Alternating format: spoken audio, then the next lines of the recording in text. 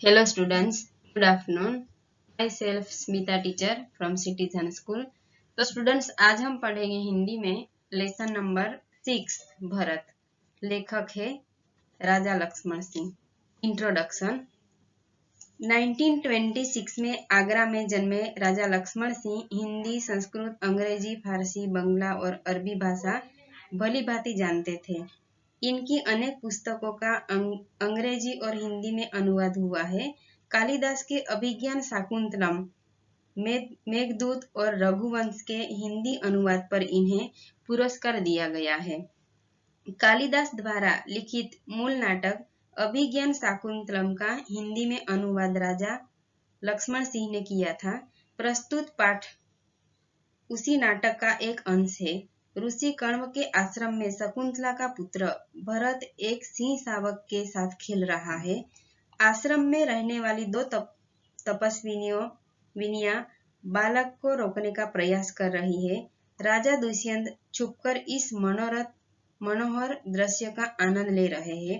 बालक के प्रति सहज आकर्षण से वे रोमांचित हैं। इन्हें रहा नहीं गया और वे बालक के पास पहुंच गए, उसे गोद में उठाकर प्यार किया। वे सोचने लगे, काश यह बालक मेरा पुत्र होता। दोनों तपस्विनियों की बातचीत से उन्हें पता चला कि यह बालक इन्हीं का पुत्र है। यह जानकर वे खुशी से झूम उठे। तो स्टूडेंट्स, हम पाठ का एक्सप्लेनेशन देखते हैं। दृश्य। एक बालक सिंह के बच्चे को घसीटते हुए लाता है और दो तपस्विनियां उसे रोकती हुई लाती है। राजा दुष्यंत पेट की ओट से उन्हें देख रहे हैं। ओट मीन्स की पेट की पीछे का जो भाग होता है उसको हम ओट कहते हैं। बालक, अरे सिंह, तू अपना मुंह खोल, मैं दांत गिनूंगा। पहली तपस्विनी, ए हठीले, हठीला मीन्स की जिद्दी, तू वन के पशुओं को क्यों सताता है? हम तो इन पशुओं को बाल बच्चों के समान रखती है। तेरा साहस बढ़ता ही जाता है। तेरा नाम ऋषियों ने सर्वदमन रखा है, सो ठीक है। दुष्यंत उनकी बातें सुनकर स्वयं मीन्स की खुद, आहा, क्या कारण है कि मेरा स्नेह मीन्स की प्रेम इस बालक की ओर उमड़ सा आता है। दूसरी तपस्विनी, जो तू इस बच्चे को छोड़ न देगा तो सिंहनी तुझ पर दौड़ेगी। बालक मुस्कुराकर, ठीक है, सिंहनी का मुझे ऐसा ही डर है, मुझे चिढ़ाता है। दुष्यंत आश्चर्य से, यह बालक अवश्य किसी तेजस्वी वीर का पुत्र है। तेजस्वी मीन्स की पराक्रमी। इसका मुख अग्नि के समान दमक रहा है। दमकना मीन्स की चमकना, जो फेस पे जो मुस्कान होती है उसको हम चमक कहते हैं। तो ये पैराग्राफ में क्या हम लोगों को समझ दी गई है कि कण्व ऋषि के आश्रम का जो दृश्य है, इसमें आश्रम में शकुंतला का पुत्र भरत एक सिंह शावक के साथ खेल रहा है। वह उसके दांत गिनना चाहता है। आश्रम में रहने वाली दो तपस्विनियां उसे रोकने का प्रयास करती है। अगर हम कोई जंगल में जो एनिमल्स रहते हैं उनके बच्चों के साथ भी अगर खेले तो हम लोगों को बहुत डर लगता है। तो यहाँ पे ये भरत जो है वह सिंह के बच्चे के साथ खेल रहा है, इसीलिए जो तपस्विनियां जो है वह उस बालक को सिंह के बच्चे के साथ खेलने के लिए मना करती है। फिर भी जो भरत जो है वह नहीं सुनता है। तो राजा दुष्यंत एक पेड़ के पीछे छिपकर यह दृश्य देख रहे हैं। बालक के प्रति राजा दुष्यंत के मन में स्नेह उमड़ रहा है। तो स्नेह मीन्स की प्रेम उमड़ रहा है। नेक्स्ट अभी देखते हैं। पहली तपस्विनी, हे प्यारे बालक, सिंह के बच्चों को छोड़ दे, मैं तुझे खिलौना दूंगी। तो पहली तपस्विनी जो है वह क्या कहती है कि हे प्यारे बालक, तू सिंह के बच्चे के साथ खेलना छोड़ दे, मैं तेरे को खिलौना दूंगी, ऐसा कहकर भी समझाती है। बालक हाथ पसार कर, पहले खिलौना दे दो, लाओ कहाँ है? दुष्यंत दूर से बालक की हथेली को देखकर स्वयं से, आहा, इसके हाथ में चक्रवृत्तियों के लक्षण है, उंगलियों पर कैसा अद्भुत जाल है और हथेली की शोभा प्रातः कमल को भी लज्जित कर रही है। तो ये तपस्विनी जो है उनको खेलने के लिए मना कर रही है। वो कहती है कि मैं आपको खिलौना देती हूँ और उसके साथ तू खेलने के लिए रहने दे। फिर भी जो बालक जो है सर्वदमन जो है, जो भरत है उसका ही दूसरा नाम है सर्वदमन। तो सर्वदमन उस बच्चे के साथ खेलने के लिए बिल्कुल भी नहीं छोड़ता है।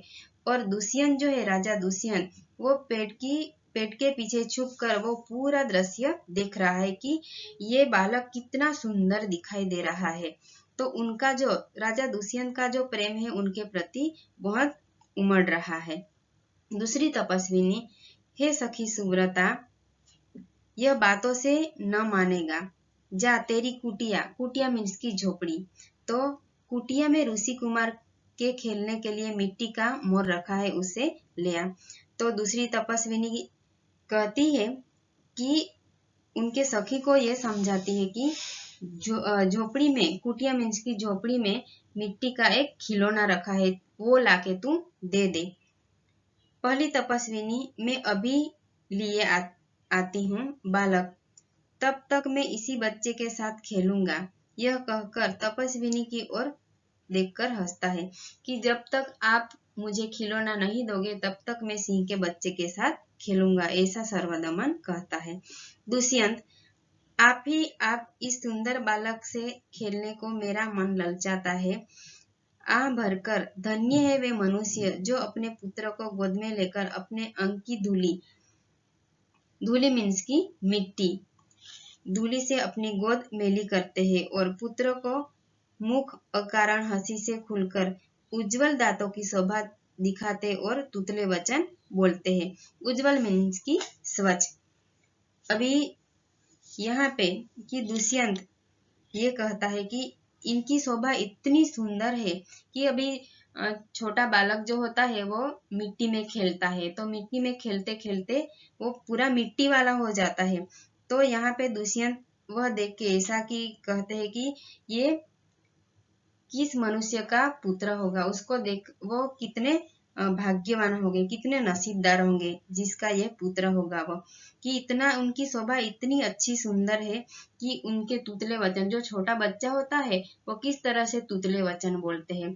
तो यह देखकर भी दुष्यंत है वो बहुत खुश होता है। क्यों रे ठीक, ठीक मीन्स की जीत, वो बहुत जिद करता है। सर्वदमन है वो छोटा बालक है, वो बहुत जिद्दी है। तू मेरी बात कान नहीं धरता, इधर उधर देखकर कोई ऋषि कुमार यहाँ है। दुष्यंत को देखकर, हे महात्मा तुम ही आओ और कृपा करके इसी बलि बालक के हाथ से सिंह के बच्चे को छुड़ाओ। दूसरी तपस्विनी राजा दुष्यंत को देखती है, उनको आसपास ऐसा लगता है कि यहाँ पे कोई ऋषि कुमार खड़ा है और हम लोगों को देख रहा है। इतने में दूसरी तपस्विनी राजा दुष्यंत को यहाँ पे देखती है और वह कहती है कि हे महात्मा, आप ही आओ और इस बालक को सिंह के बच्चे के साथ खेलने के लिए आप छुड़ाओ। तो दुष्यंत कहता है, अच्छा। बालक के पास जाकर और हंसकर, हे ऋषि कुमार, तुमने तपोवन के विरुद्ध यह आचरण क्यों सीखा है? आचरण मीन्स की व्यवहार, जिससे तुम्हारे कुल की लाज जाती है। यह तो कोई अच्छी बात नहीं है। बच्चे ने सिंह के बच्चे को छोड़ दिया। राजा दुष्यंत ने इतना ही कहा कि हमारे कुल की लाज जाती है। तो इतना ही कहा, इतने में सर्वदमन ने इस सिंह के बच्चे के साथ खेलने के लिए छोड़ देता है। नेक्स्ट, दूसरी तपस्विनी, हे बड़भागी, बड़भागी मीन्स की बड़े भाग्य वाला। हे बड़भागी, यह ऋषि कुमार नहीं है। दुष्यंत, सत्य है, इसके काम ही ऐसे साहस के हैं, यह ऋषि कुमार नहीं जान पड़ता, परंतु मैंने तपोवन में वास देखते इसे ऋषि पुत्र जाना था। बच्चे की हथेली को अपने हाथ में लेकर स्वयं से, आहा, जब उसका हाथ छूने से मुझे इतना सुख हुआ है तो जिस बड़भागी का यह बेटा होगा उसे कितना हर्ष होता होगा। तो राजा दुष्यंत है वह उनके सर्वदमन का हाथ है उनके हाथों में रखते हैं।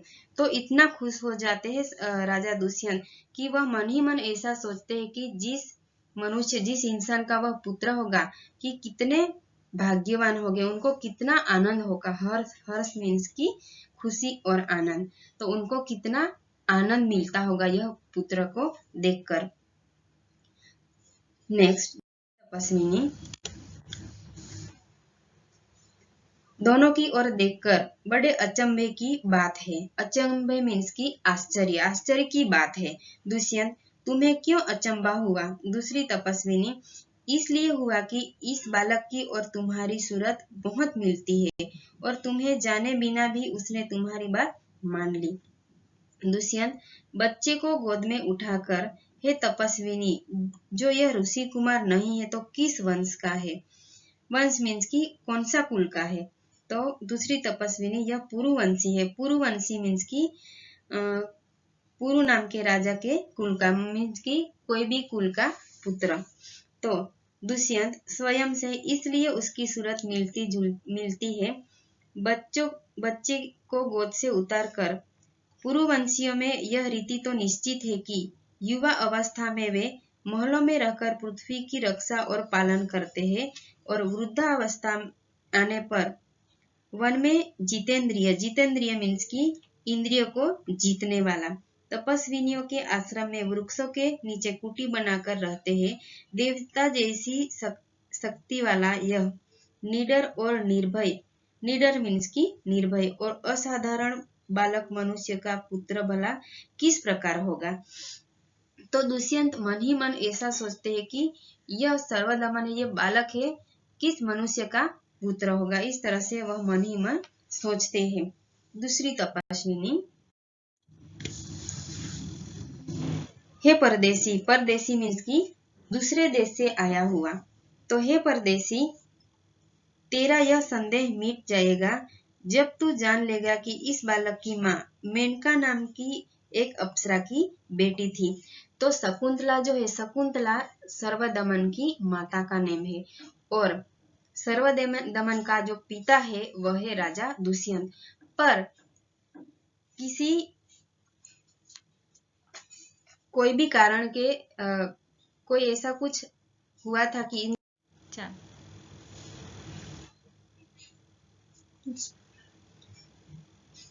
दूसरी तपस्विनी, हे परदेसी, तेरा यह संदेह तब तक मिट जाएगा जब तू जान लेगा कि इस बालक की माँ मेनका नाम की एक अप्सरा की बेटी है। उसी प्रताप से ही उनका जन्म देव पितर के इस तपोवन में हुआ। देव पितर मीन्स की देव और पूर्वज।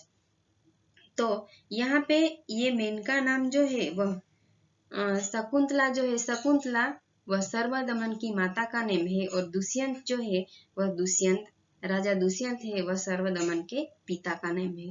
पर किसी कारण की वजह से दोनों अलग हो गए थे, इसीलिए सर्वदमन राजा दुष्यंत को ये नहीं समझ में आता कि ये किस इंसान का पुत्र होगा। दुष्यंत मन में यह तो बड़े आनंद की बात सुनाई, इससे कुछ और आशा बढ़ी। उसकी माता किस राजर्षि की पत्नी थी? दूसरी तपस्विनी, जिस राजा ने अपनी विवाहिता स्त्री को बिना अपराध छोड़ दिया है उसका नाम मैं न लूंगी। दुष्यंत स्वयं से, यह कथा तो मुझ पर लगती है, भला अब इस बालक की माँ का नाम पूछूं। पहली तपस्विनी मिट्टी का मोर लेकर आती है। तो दूसरी तपस्विनी ऐसा कहती है कि जिस राजा ने अपनी विवाहिता स्त्री को बिना अपराध से छोड़ दिया था, तो इस बालक की माता का नाम तो मैं नहीं लूंगी। पहली तपस्विनी, हे सर्वदमन, यह शकुंत लावण्य देख। शकुंत लावण्य मीन्स की पक्षी का सौंदर्य देख, जो मिट्टी का मोर लाकर दिखाती है तो उनको कहती है कि यह शकुंत लावण्य देख। पर शकुंत लावण्य देखने के लिए कहती है, पर यहाँ पे वह ऐसा सोचता है कि यह तो मेरी माता का नाम है। बालक बड़े चाव से, चाव मीन्स की प्यार से, बड़े चाव से देखकर, कहाँ है शकुंतला मेरी माता? वह कहता है कि मेरी माता कहाँ है, क्योंकि उनकी माता का नाम था शकुंतला। दूसरी तपस्विनी हंसती हुई यहाँ तेरी माता नहीं है, तुम इस नाम से धोखा खा गए सर्वदमन। मैंने तो कहा था मिट्टी के मोर को देख। वह शकुंतला मीन्स की मिट्टी का जो मोर है उस खिलौने को देखने के लिए कहती है। दुष्यंत स्वयं से, इसकी माँ मेरी ही प्यारी शकुंतला है या इस नाम की कोई दूसरी स्त्री है। यह वृतांत, वृतांत मीन्स की वर्णन और घटना, ऐसी घटना तो मुझ पर लगती है। ऐसा कहते हैं, मुझे ऐसे व्याकुल करता है जैसे मृग तृष्णा जैसे प्यासे हिरण को व्याकुल करती है। मृग तृष्णा मीन्स की तेज धूप में चमकती हुई रेत को पानी समझना। तो तेज धूप में जो रेत जो होती है, अगर हम दूर से जो देखते हैं तो पानी जैसा हमें दिखाई देता है।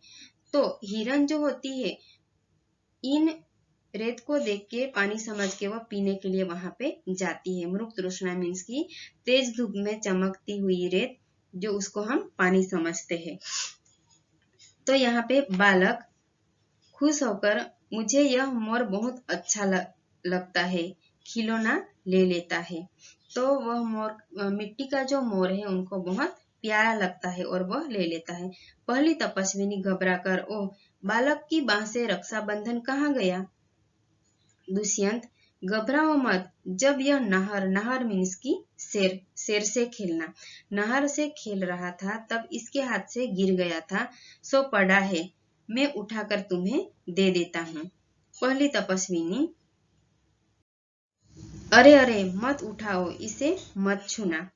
दूसरी तपस्विनी, ओ इसने तो उठा ही लिया। दोनों एक दूसरे को आश्चर्य से देखती है। तो पहली तपस्विनी है कि बालक की बाह से जो रक्षाबंधन गिर जाता है, तो पुराने जमाने में ऐसा था कि माता पिता के अलावा उसको कोई उठा नहीं सकता है। अगर जो जिसने माता पिता के अलावा जो उठाया तो वह सांप बनकर डसता है, ऐसा कुछ स्टोरी थी। तो उसको उठाने के लिए मना करती है। दुष्यंत, यह लो, परंतु यह कहो कि तुमने मुझे इसको उठाने से क्यों रोका क्यों था? दूसरी तपस्विनी, इस रक्षाबंधन का नाम अपराजित है। अपराजित मीन्स की जिसको कोई हरा नहीं सके। जिस समय इस बालक का नामकरण हुआ था तब महात्मा मरीचि के पुत्र कश्यप ने यह धागा दिया था। उसका गुण है कि कभी यह धरती पर गिर पड़े तो इस बालक के माता पिता को छोड़कर इसे कोई दूसरा न उठा सके। दुष्यंत, और जो कोई उठा ले तो क्या हो? पहली तपस्विनी, यह तुरंत सांप बनकर डसता है। तो यहाँ पे दुष्यंत ऐसा कहते हैं कि अगर माता पिता के अलावा अगर कोई जो नहीं जिसने उठाया तो क्या होता है? तो पहली तपस्विनी यह कहती है कि माता पिता के अलावा अगर किसी ने उठाया तो वह तुरंत सांप बनकर डसता है, डंक मारता है। दुष्यंत, तुमने कभी ऐसा होते हुए देखा? पहली तपस्विनी, अनेक बार। तो पहली तपस्विनी कहती है ऐसा होते हुए तो हम लोगों ने बहुत बार देखा है। दुष्यंत प्रसन्न होकर, दुष्यंत बहुत खुश हो जाते हैं। उनको ऐसा लगता है कि मैंने यह जो बालक की बाह से जो धागा गिर गया था वह भी मैंने उठाया, रक्षाबंधन उठाई और उसको कुछ नहीं हुआ, इसीलिए उनको तुरंत मालूम पड़ जाता है कि यह मेरा पुत्र है। तो अब मेरा मनोरथ पूरा हुआ, मैं क्यों ना आनंद मनाऊं। बालक को गोद में ले लेता है, पर्दा गिरता है। तो यहाँ पे उनको पता चल जाता है कि ये रियली मेरा पुत्र है। तो बाद में बच्चे को गोद में लेकर वो बहुत खुश हो जाता है और बहुत आनंद करता है। तो यहाँ पे ये पाठ का एक्सप्लेनेशन है वो खत्म हो जाता है। Thank you.